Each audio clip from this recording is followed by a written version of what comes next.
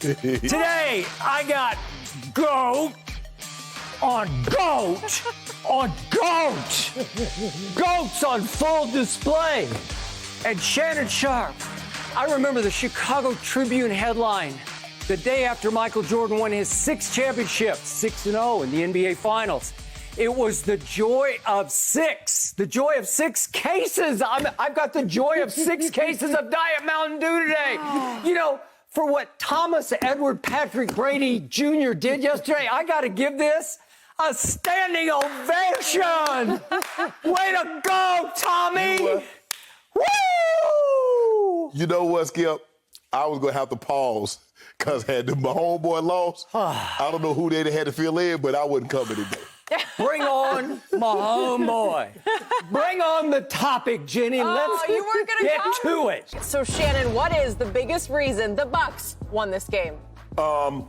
Their defense stepped up again. Their defense was spectacular when they needed to be, and that's why it's so difficult to win championships in football, because it really takes all 3 phases. It takes your special teams, your offense, your defense, and especially if one of those units is not playing particularly well. Now, Tom Brady and the offense played extremely well in the first half, gave them some cushion, and then in the second half, when he turned the ball over 3 times, they shut the door. Three quicks. I think they went 2 and out. 3 and out, Skip. And that was really the difference in the ball game. I thought Aaron Rodgers played well, but he didn't play great when he needed to play great, Skip. You needed to cash one of those turnovers in and get 7 points. Like Tampa did against you. They cashed your turnovers in. They got 14 points. You got 3 takeaways. You got 6 points. If someone had told me that they're going to coach Tom Brady into 3 turnovers and they're going to lose this game, I wouldn't have believed them. I said, if Tom Brady turns the ball over 3 times, this is going to be a blowout in Green Bay's favor.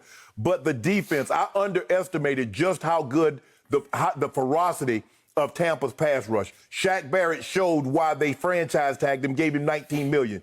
JPP, Skip, they were relentless on the edge. So you took it, and I think the thing is that what I overestimated is that I look at the job that they did against the Rams, but the Rams' pressure does not come from the edges. It comes from the inside, and their best inside interior rusher, Skip, was banged up. So that's me. I overestimated how good the tackles were, because what happened is the right tackle that's playing left tackle should have been your right tackle, and your right tackle that's starting should have been your swing tackle, Skip, or the guy that can play either side if one of those guys get hurt. But give those guys credit. The Packers, 2 TDs on 4 drives inside the 10-yard line, Skip. That's the difference in the ball game. And this year in the red zone, the Packers hadn't been good, Skip. They had been historically great. Devontae and Aaron has been historically great in that area. And yesterday they came up blank. Aaron is going to look back and he's going to look at this game. And he's going to say the one that he threw, I think he tried to force it in there to, I don't know, I think it was maybe Adams or Lazard. I don't remember, Skip. But he had clear sailing to the right. He had looked inside. To Devontae. At the goal line. Yep. He had him, Skip. He had him right where he wanted him. He looked inside so everybody, and when he's going to throw the ball, JPP stopped. So now all you got to do is race Ndamukong Suh from the back. Give the Bucs credit. They came out, they jumped on him early, but I thought really the telltale, Skip, is 8 seconds on the clock right before the half. I don't know why Mike Pettin would call a single high safety, leave the guy one-on-one. In a situation like that, you say nothing cheap, nothing deep. Nobody gets over your head.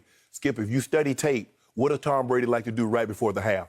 He's going to take a shot. Remember against the Vegas Raiders? What did he do, Skip? Right before the half. He's going to take one shot. He doesn't do it every time, but he has a history of it. He says, because he's thinking like this, Skip. I can get a big play or I get a PI, which will be the equivalent of, I'm going to make sure it's not going to get intercepted because I'm going to throw it over your head.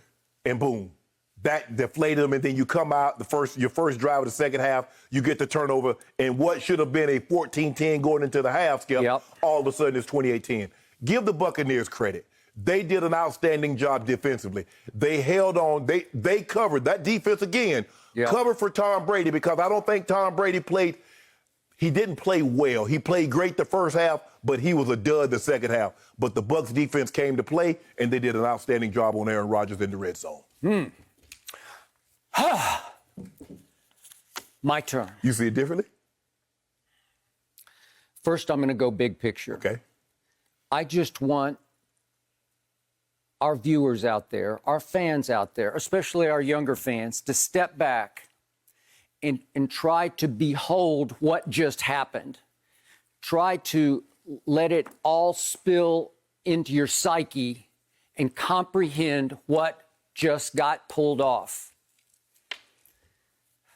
Tom Brady, Thomas Edward Patrick Brady Jr., at age 43, the GOAT, just went to Lambeau Field and outplayed the man I call the phony GOAT on his own frozen tundra in an NFC Championship game.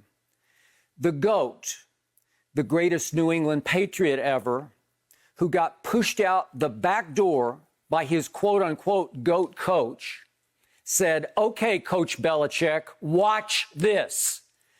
I'm going to go join the Buccaneers, the franchise with the worst winning percentage in sports history, and I'm going to take a team that went 7-9 last year, albeit a talented team with 2 Pro Bowl wideouts, and I'm going to teach them, and I'm going to inspire them, and I'm going to instill in them the Patriot way in what I call Tampa Bay, and we're going to go on a run."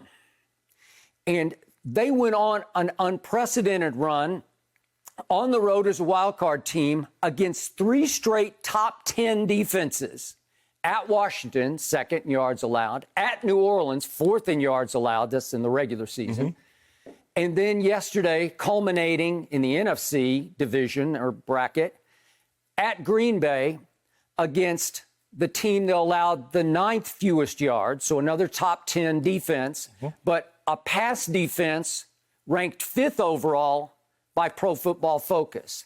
So just for the record and perspective, while LeBron was able to dodge the Clippers in the bubble and then get the Heat without Dragic and without their heart and soul Bam, who got hurt in game 1, obviously both, and lost mostly for the rest of the finals, Brady just did it the hardest way.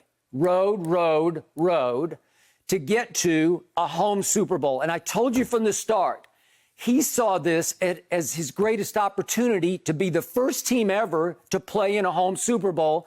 And by golly, he just pulled that off. He did it at age 43.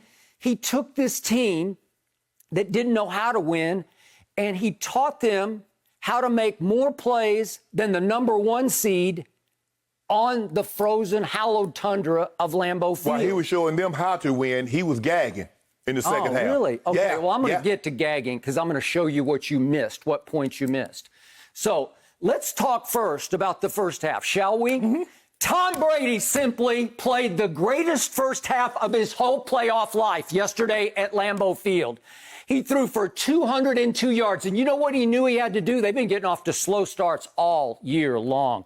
See the Mahomes game back on November 28th, which we're about to talk full bore about, when Tom got off to a horrendously slow start, but then came back like gangbusters. But in this game, he knew the psyche of Aaron Rodgers is you cannot let him front run on that frozen tundra, because if you do, he will run you out of that building, that hallowed building. So he said, I'm going to set the tone. I'm going to send a message to my team and to the Packers. I'm going to take this game over in the first half. And did he ever, against the 5th-ranked pass defense by Pro Football Focus?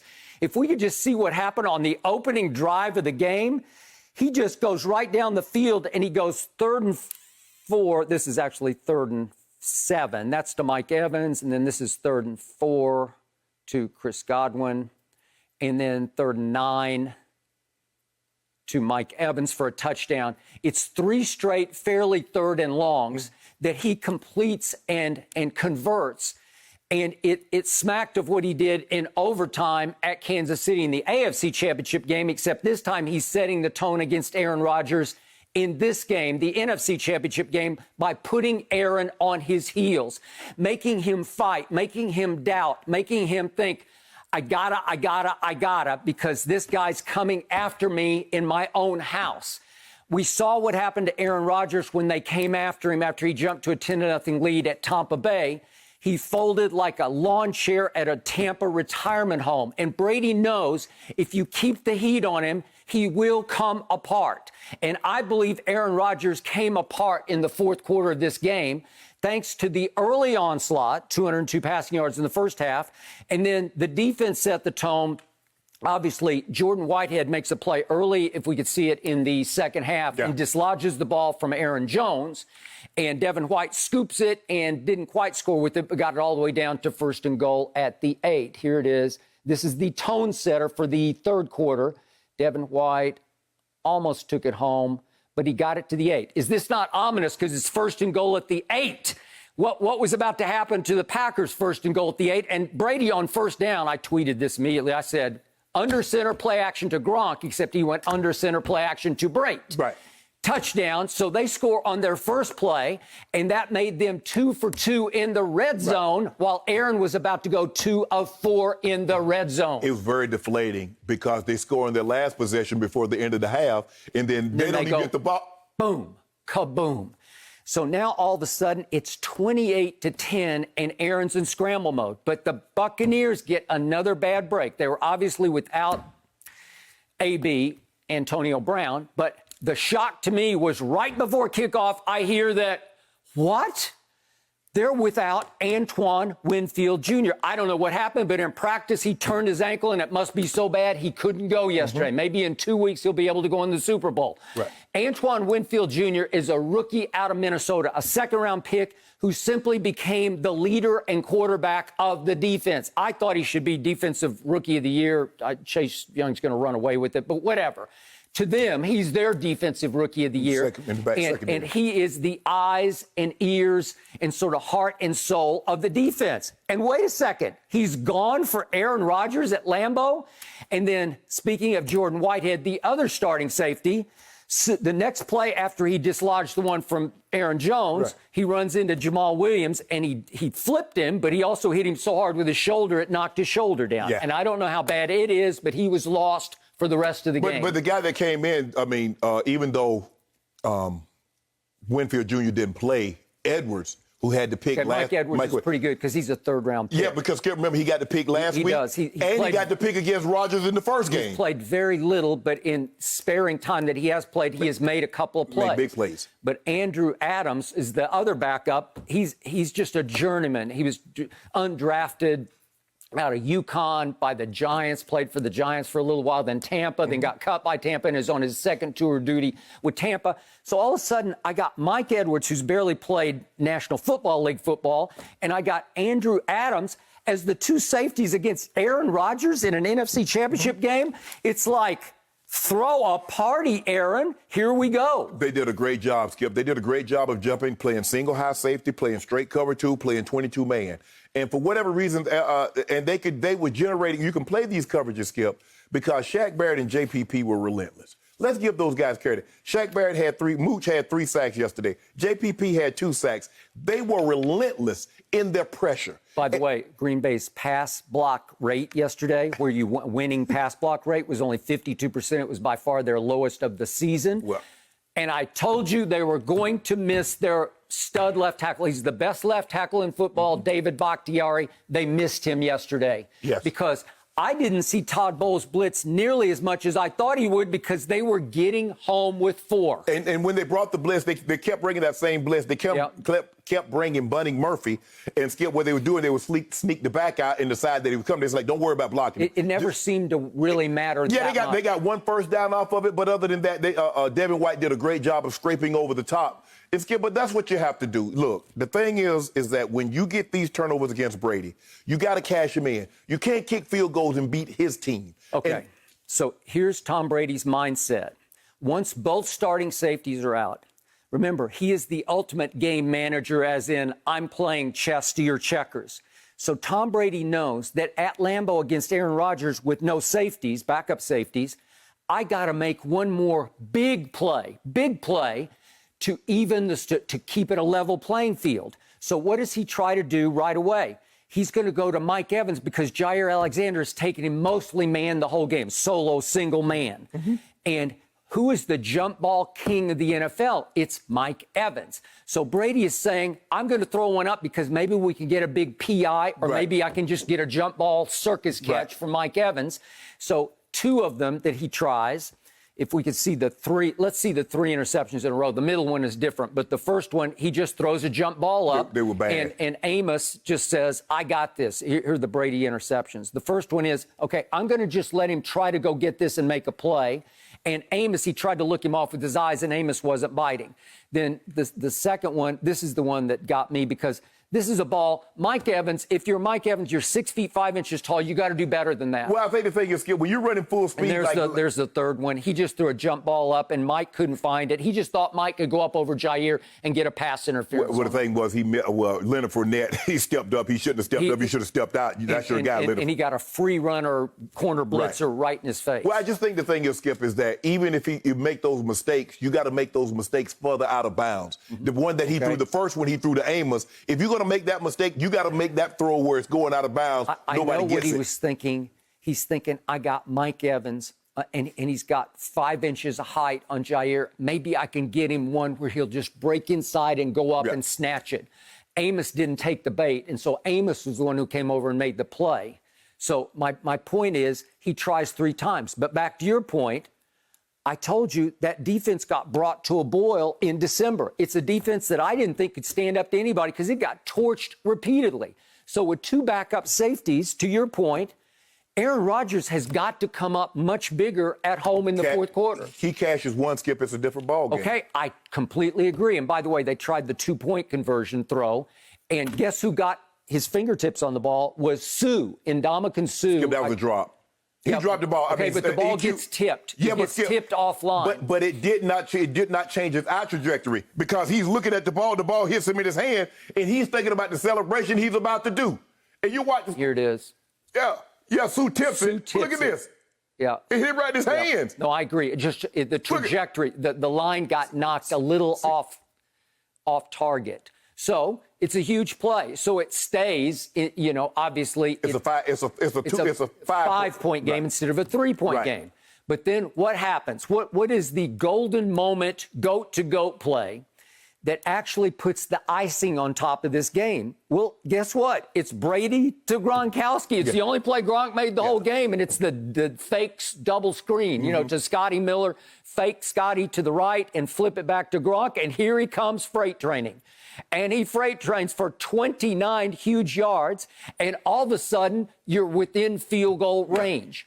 And they wind up, Brady just tried to be ultra careful on the next 2 throws. He had Godwin on the boundary, but he just said, you got to make that throw. That wasn't nope. He's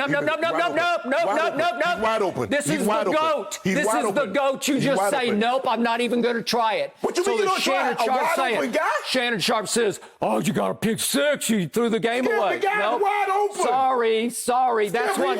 No, he's not. No, you got a corner break, and you're not going to do it. He's going to throw this ball out of bounds because you know what? You got your 3. Skip. The game is slipping away. You got your 3. Skip. You're wrong. You are dead wrong. I'm dead right. You don't get the GOAT. The GOAT is playing chess to your checkers, and he has been for 4 years on this show. He's playing GOAT to my checkers. Yep. Kenny King has gotten torched for 2 touchdowns and 3 big plays. All of a sudden, you don't want to give him a pick 6. Don't do that. You don't want to do that. You don't want to give him a pick 6. Look, here's the thing. Skip, Tom Brady is great. But see, when you make excuses like this, people look at this. It's not an excuse. I don't care what people say. I know what he knows.